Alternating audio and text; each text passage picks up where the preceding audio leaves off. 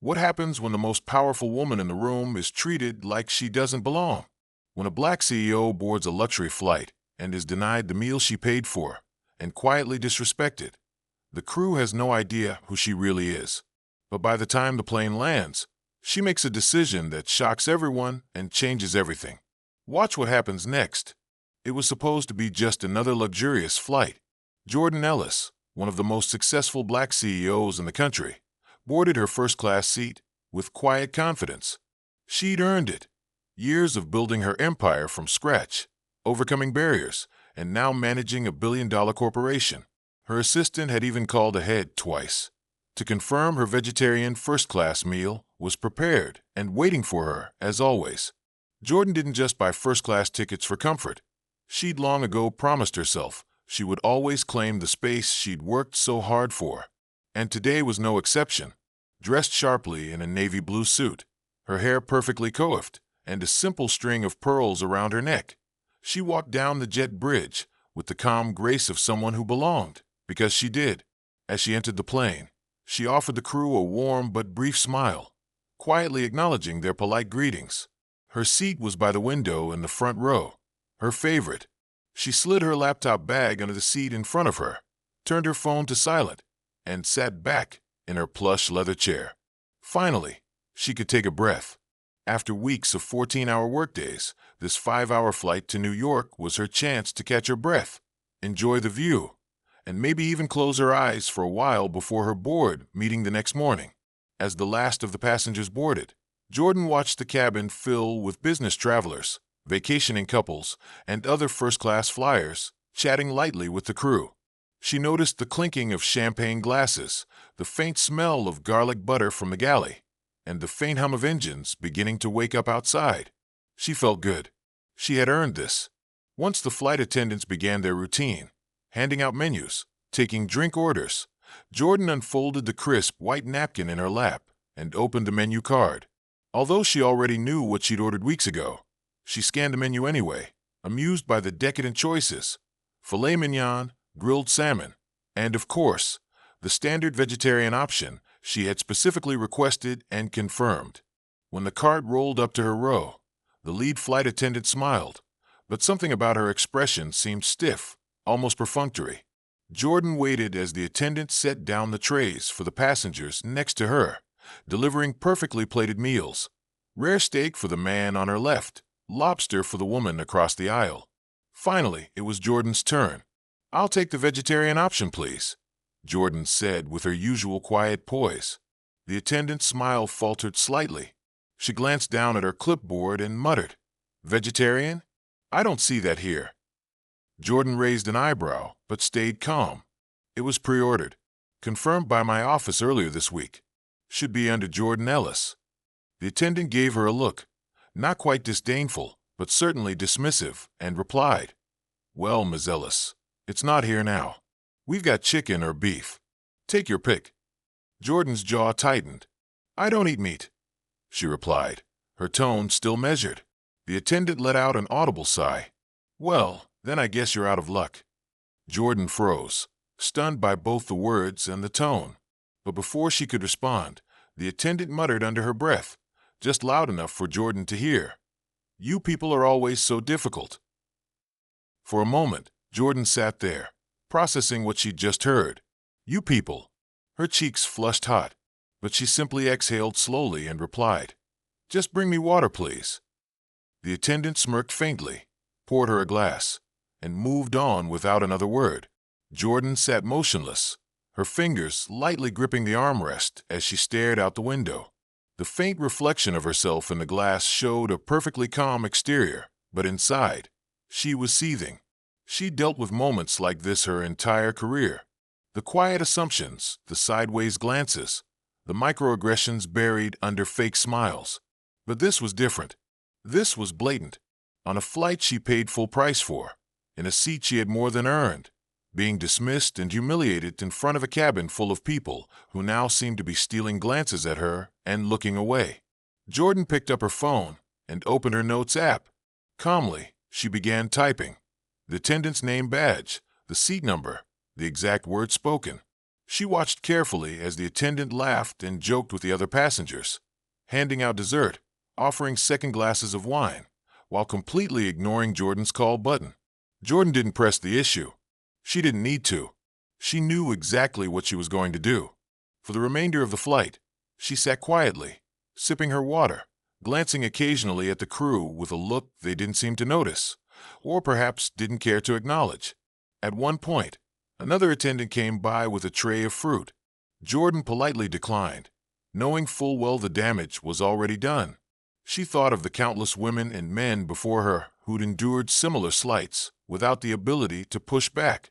She thought of how hard she had worked to reach this level of success, not just for herself, but for the people who would come after her. By the time the captain announced their descent into New York, Jordan had already drafted the email to her assistant to set up a meeting with HR and the airline's senior leadership first thing in the morning. As the plane taxied to the gate and the seatbelt sign dinged off, she stood gracefully, collected her things, and waited her turn in the aisle. When she reached the front of the plane, she paused.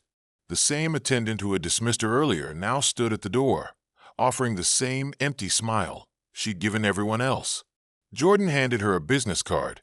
The attendant glanced down, her smirk fading almost instantly. Jordan leaned in, her voice low but firm. "Thank you for showing me exactly how our passengers are treated when you think no one's paying attention," she said. The attendant's face flushed red, and her hands trembled slightly as she read the name. Jordan Ellis, CEO, Skyward Airlines. Without another word, Jordan adjusted her bag on her shoulder, turned, and walked off the plane, leaving behind a stunned crew and an entire cabin of passengers who now watched her with a mix of awe and quiet admiration. Because what they didn't know, but would soon find out, was that Jordan Ellis wasn't just a passenger. She was the boss, and she was about to make things right. An hour into the flight, the meal service began, the cabin filled with the rich aroma of butter, garlic, and spices as the attendants pushed their gleaming silver carts down the aisle. Jordan watched quietly from her seat as trays of lobster, steak, and beautifully arranged salads were set in front of her fellow passengers. Tiny wine bottles popped open. People murmured their thanks and dug in happily. When it was finally her turn, Jordan folded her napkin neatly in her lap and looked up with polite confidence. "I pre-ordered the vegetarian option. Could I have that, please?" she said, her voice calm but firm. The attendant, a tall, stern woman with a tight bun and sharp features, barely looked at her as she scanned her chart. Her brows knitted together and her lips tightened. Then she raised her head, looked Jordan squarely in the eyes, and said flatly, "No vegetarian meal is listed here. You can have chicken or beef. That's it." Jordan blinked, but didn't flinch. "My office called ahead and confirmed it twice," she replied evenly, though she could feel her pulse quickening. The attendant let out a long, audible sigh, as though Jordan had just asked her to fly the plane herself. Then, and this was the moment Jordan would remember most, she muttered under her breath, "You people always want something special." Jordan froze. "You people." Her fingers gripped the armrest. That quiet, loaded phrase hung in the air heavier than the scent of steak and wine. Then, louder this time, so nearby passengers could hear, "We don't have it. Take what we have or don't eat." Jordan's jaw tightened. She could feel the heat rising in her chest, but she refused to give the woman the satisfaction of seeing her rattled. With controlled composure, she simply replied, "Water is fine." The crew member rolled her eyes, turned on her heel, and moved on to the next passenger without another word. Jordan sat still, her eyes fixed on the tray table in front of her, her water glass now trembling slightly in her hand. Around her, she could feel it, the subtle glances from other passengers, some embarrassed, others curious, but no one daring to intervene. A man across the aisle cleared his throat awkwardly and looked down at his plate. A woman 2 rows back glanced over, then quickly busied herself with her phone. Jordan felt the familiar sting behind her eyes, but she swallowed it down. She was used to this, the quiet slights, the sideways comments, the invisible walls built to remind her she didn't belong. But she also knew who she was, and she refused to be diminished by one woman's ignorance. Instead, she picked up her phone, unlocked it, and opened her notes app. Her fingers moved swiftly, recording the attendant's name badge, the time, the exact words she'd said.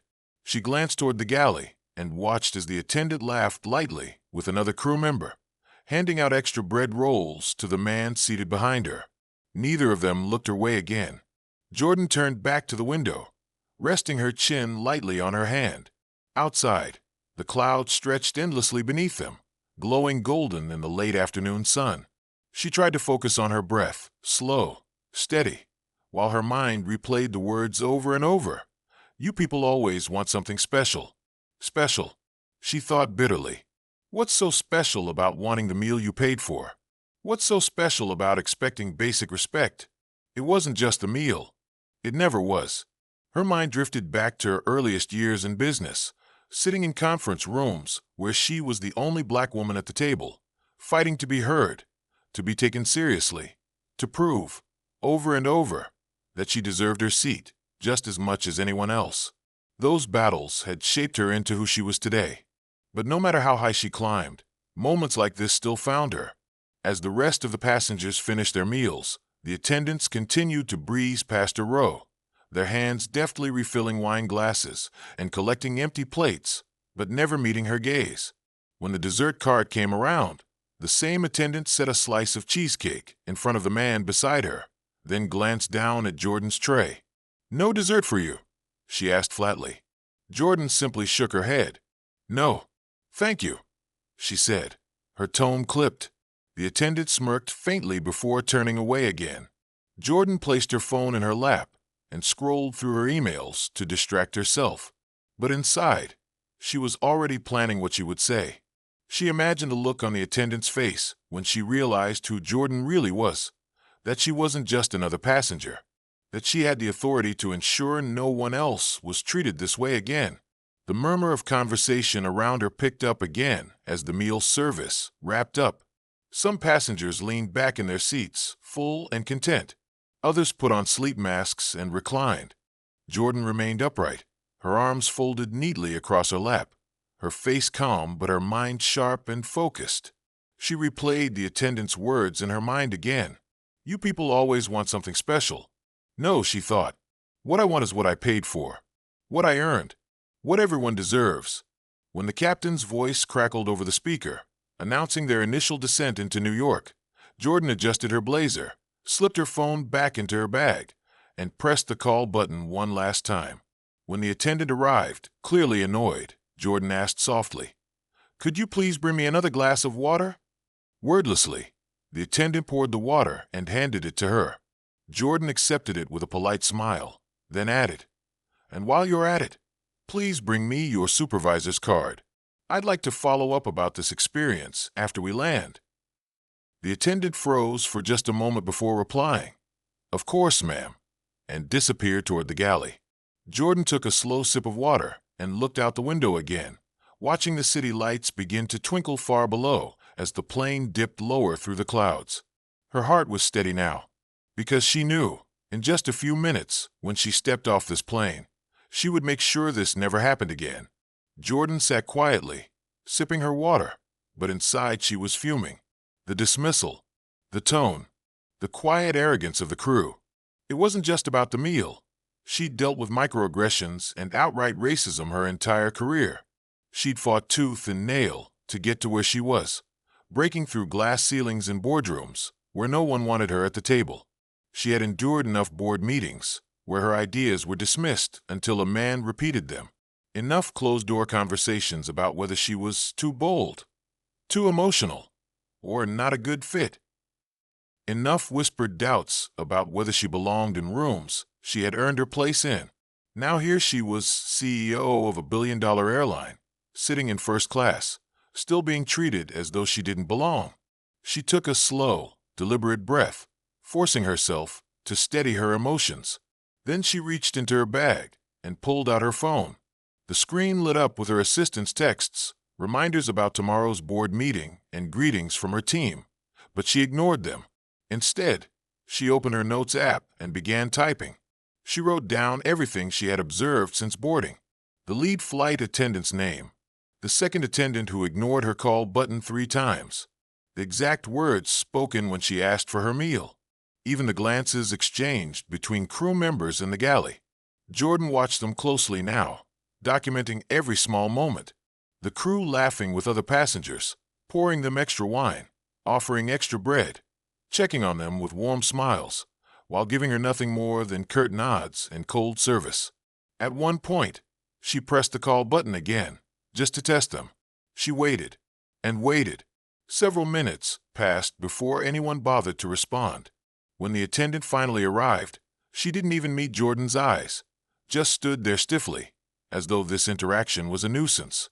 Jordan asked for a simple glass of water. The attendant brought it back wordlessly, placed it on her tray table, and walked away without another glance. The man seated 2 rows behind her raised his glass and said something to the attendant that made her laugh loudly, a laugh that carried down the aisle and reminded Jordan just how differently she was being treated compared to everyone else. Her stomach tightened, but she didn't let it show. She sat there, one ankle crossed over the other, phone in hand, her notes growing longer by the minute. The flight continued on, the cabin growing darker as the sun set outside the windows.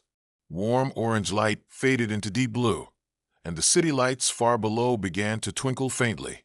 Jordan stared out at the horizon, letting the quiet fury inside her harden into resolve. She thought about her mother, who worked 2 jobs so Jordan could go to college, about her first boss, who told her flat out she'd never make it in corporate because she was too different, about the long nights she'd spent at her office building a company brick by brick, and about how proud she felt when she finally signed the paperwork to buy the very airline she was now flying on. All of that work, all of those battles, and still this. By the time the captain's voice crackled over the intercom, announcing their initial descent into New York, Jordan's mind was clear. She already knew exactly what she would say. She already knew who she needed to call. And she already knew that the crew, standing smugly at the front of the cabin, had no idea who they had just dismissed. As the plane tilted downward and the seatbelt sign chimed on, the attendants moved briskly through the aisles, collecting glasses, securing carts, and murmuring to passengers to prepare for landing. Jordan packed away her phone, placed her empty water glass neatly on the tray table, and adjusted her blazer. Her reflection in the window showed calm composure, but her eyes, dark and focused, betrayed the storm behind them. The plane touched down with a soft bump, the engines roaring as the brakes engaged. Passengers began to stir, stretching, reaching for their bags, already checking their phones for messages. Jordan stayed seated, watching as the same attendant who had dismissed her earlier now stood at the front of the cabin with a tight, professional smile. When the seatbelt light finally dinged off, Jordan stood, collected her bag, and waited patiently for the aisle to clear. When it was her turn to disembark, she stepped forward slowly, her heels clicking softly on the carpeted aisle. The attendant greeted her with the same perfunctory smile she offered everyone else, clearly eager to be done. Jordan stopped just before the door, reached into her blazer pocket, and handed her a crisp white business card. The attendant took it, glanced down, and froze. Her smile faltered instantly, her eyes darting back to Jordan in disbelief. The card read, Jordan Ellis, CEO, Skyward Airlines. Jordan leaned in slightly, her voice low but unmistakably firm. "Thank you," she said, "for showing me how our passengers are treated when you think no one's paying attention." The attendant's face flushed deep crimson. Jordan held her gaze for a beat longer, then straightened, adjusted her bag on her shoulder, and walked down the jet bridge without another word. Behind her, the cabin was silent. Passengers who had overheard now stared after her, some wide-eyed, some exchanging quiet whispers. She could feel their eyes on her, but she didn't turn back. Her phone buzzed as she stepped into the terminal, her assistant confirming tomorrow's meeting. Jordan tapped out a quick reply. At a meeting with HR and operations. Urgent. As she walked through the terminal, the cool air brushing against her skin, she felt the weight of the experience settle into resolve. Tomorrow, the crew would answer for their behavior. Tomorrow, they would understand what accountability looked like. And tomorrow, Jordan would remind everyone, from the boardroom to the cabin crew, that respect wasn't optional. Because this wasn't just about a meal. It was about dignity. And no one, not even the people wearing her airline's uniform, would take that from her again. As the wheels touched down with a soft bump and the engines roared to a gradual halt, the familiar ding of the seatbelt light echoed through the cabin. Passengers began shuffling and stretching, pulling bags from overhead bins, already texting loved ones or checking emails. Jordan sat perfectly still. She watched the crew now, the same crew who'd spent the entire flight ignoring her, dismissing her, quietly mocking her. The same lead attendant who'd rolled her eyes at her request, muttered "you people" under her breath, and made her feel invisible. The attendant was now stationed at the door, wearing her forced smile like armor, chirping polite goodbyes to every departing passenger as if nothing had happened. Jordan waited. When the aisle cleared, she finally rose, smooth and unhurried, collecting her navy leather bag from under the seat and sliding her blazer neatly over her shoulders. Her heels clicked softly on the carpet as she walked toward the exit, her posture tall and unshaken. As she reached the door, the lead attendant's rehearsed smile brightened, though her eyes still held that same faint condescension. "Thank you for flying with us today, ma'am. Have a wonderful evening," the attendant said automatically, already glancing past her to the next passenger. But Jordan didn't move. Instead, she reached into her inner blazer pocket and pulled out a small, pristine white business card. She held it out. The attendant instinctively accepted it, clearly expecting a complaint or some trivial feedback card. But as her eyes dropped to the print, her expression changed instantly. Her lips parted slightly, the color draining from her cheeks. Her gaze darted up to Jordan, then down again, as if hoping she'd misread it. But she hadn't. It read, "Jordan Ellis, Chief Executive Officer, Skyward Airlines." The air around them seemed to freeze. The faint chatter of passengers behind Jordan faded into the background. Even the other crew members nearby paused, sensing something shift. Jordan let the moment stretch just long enough before she leaned in, her voice low but strong, carrying just enough for the entire crew to hear. "Thank you," she said evenly, "for showing me exactly how our passengers are treated when no one's watching." The attendant's hand shook slightly as she held the card. Her forced smile was gone now, replaced with a tight, nervous grimace. Behind her, another attendant, the one who'd ignored Jordan's call button earlier, stiffened, his eyes darting between Jordan and the lead attendant. Jordan straightened, her gaze sweeping over the rest of the crew, who now stood frozen, their earlier confidence evaporating. Then she added, her tone calm but sharp, each word deliberate, "I expect to see all of you in my office tomorrow morning." Her words hung in the air like a gavel striking a courtroom bench. The lead attendant opened her mouth, as if to speak, perhaps to apologize, to explain, to defend herself, but no words came. Jordan didn't wait for them. She adjusted her bag on her shoulder, gave one last measured look at the entire team, and turned toward the jet bridge. The sound of her heels echoed in the silence she left behind. Behind her, passengers who'd witnessed the exchange began murmuring quietly to one another. Some looked at her with wide-eyed admiration. A man seated near the front gave a subtle nod of respect as she passed. Even a few crew members further down the line avoided her gaze completely, staring at the floor as though they wished they could disappear. Jordan walked confidently into the terminal, her phone already buzzing with notifications. As soon as she cleared the gate area, she stopped, pulled out her phone, and fired off a quick message to her assistant. "Block an hour first thing tomorrow. HR operations. Full crew review. Mandatory." The reply came almost instantly. "Understood. Everything will be ready. Safe travels, Ms. Ellis." Jordan took a slow breath, tucking her phone back into her pocket as she continued walking through the terminal. The cool air hit her face, refreshing after the heavy, tense atmosphere of the cabin. She passed other travelers who were rushing to catch their flights or chatting loudly into their phones, but none of them mattered at that moment. She thought back to the looks on the crew's faces. The way the lead attendant's smile crumbled the moment she realized who Jordan was. It wasn't anger Jordan felt now. Not really. It was resolve. Resolve to remind everyone, not just that crew, but the entire company, what Skyward Airlines stood for. Because this wasn't just about her meal. It wasn't even just about how she had been treated. It was about the kind of experience every single passenger deserved. whether they were wearing a designer suit or jeans and sneakers, whether they were a CEO or a student. It was about respect, and Jordan Ellis was determined to make sure her company reflected that at every level. Tomorrow, she knew, there would be apologies. There would be excuses. There would be nervous explanations about miscommunication, about bad days, about misunderstandings. But none of that mattered, because she had seen them. She had heard them. And now they would answer for it. As she neared the exit of the terminal, her driver spotted her and opened the car door. "Good evening, Ms. Ellis," he said warmly. Jordan gave him a polite smile as she slid into the back seat, her mind already running through tomorrow's agenda. "Good evening," she replied simply. The car pulled away from the curb, merging into the flow of city traffic, and she allowed herself one last glance back at the glowing terminal behind her. That crew would never forget her, and after tomorrow, neither would the rest of the airline.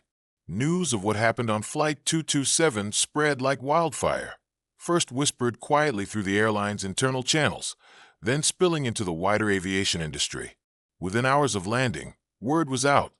The CEO herself had been mistreated on her own airline. Some employees dismissed the story at first, assuming it was exaggerated. Others, who knew Jordan Ellis's reputation for precision and fairness, suspected it was serious. By the next morning, headlines had already begun popping up online. Black CEO denied meal, fires entire flight crew after landing. Skyward Airlines rocked by leadership scandal. CEO demands change, but Jordan didn't bother reading the articles or watching the chatter on social media. She had work to do. At exactly 9 a.m., she walked into the 22nd floor conference room of Skyward Airlines' Manhattan headquarters. The room was striking, floor-to-ceiling windows framing the New York City skyline, a massive mahogany table stretching the length of the space. Senior leadership was already seated on one side. The full flight crew from yesterday sat nervously on the other, their crisp uniforms and carefully arranged hair doing little to hide the unease on their faces. Jordan entered with quiet authority, dressed sharply in a charcoal suit. She placed her leather folio neatly in front of her, took her seat at the head of the table, and surveyed the room with calm but piercing eyes. The head of HR cleared his throat and began the meeting, giving the crew a chance to speak first. One by one, they tried to explain. It was just a mistake on the meal order. We were short-staffed, and the galley was chaotic. We didn't mean for it to come across that way. Some avoided eye contact entirely. Others stumbled over their words, nervously twisting their hands under the table. Jordan let them speak. She didn't interrupt. She didn't take notes. She simply watched, her face unreadable. When the last attendant had finished their excuses, the room fell into a heavy silence. Jordan leaned forward slightly, folding her hands together. Her voice, when she spoke, was quiet but carried easily to every corner of the room. "I don't need explanations," she began, "because I know exactly what happened yesterday. I've seen it before. I've felt it before." The crew's eyes darted between each other, but none dared speak. "I know how subtle disrespect works. The little digs, the dismissive tone, the way someone can make you feel small without saying much at all. I've spent my entire career climbing out of rooms full of people like that, people who thought they were better than me because of who they assumed I was." Her gaze swept across the table, resting for a moment on each of them. "And yesterday," she continued, "you made me feel like one of those passengers, the ones who sit in those seats and wonder if they really belong, the ones you assume don't matter. But let me remind you, everyone who steps on one of our planes matters." Another silence. You could almost hear the heartbeat of the room. Then Jordan stood, smoothing her suit jacket as she rose to her full height. "This company will not tolerate disrespect toward any passenger. Not on my watch. Not ever." She gestured to the windows behind her, the sprawling city that had built her, challenged her, and shaped her into the woman she was today. "If you wear this uniform," she said, her voice gaining strength, "you represent something bigger than yourself. This airline stands for service, for dignity, for respect. If you can't embody that, you don't belong here." The HR director cleared his throat and nodded subtly. Then he quietly handed each member of the crew a dismissal notice. One by one, they stood, some with tears in their eyes, others still in shock, and filed out of the room. When the last of them had left, Jordan turned to the rest of her senior leadership team, who sat quietly watching. "Let this serve as a reminder to all of you," she said. "It doesn't matter who someone is, what seat they're in, what they look like. Everyone who flies with us deserves to feel welcome and respected. That is what our brand is. That is what we stand for. And if anyone here forgets that, you will join them." No one dared say a word. Jordan gathered her folio, nodded to her team, and walked out. By noon, her decision was national news. Headlines flashed across TV screens and news sites. Black CEO fires flight crew after experiencing discrimination in first class. Skyward Airlines CEO sets standard for equality. Respect in service industry. Her inbox overflowed with messages. Some were from passengers who had experienced similar treatment, thanking her for speaking up. Others came from executives at other companies, applauding her boldness. A few came from strangers who simply wrote, "Thank you for not letting it slide."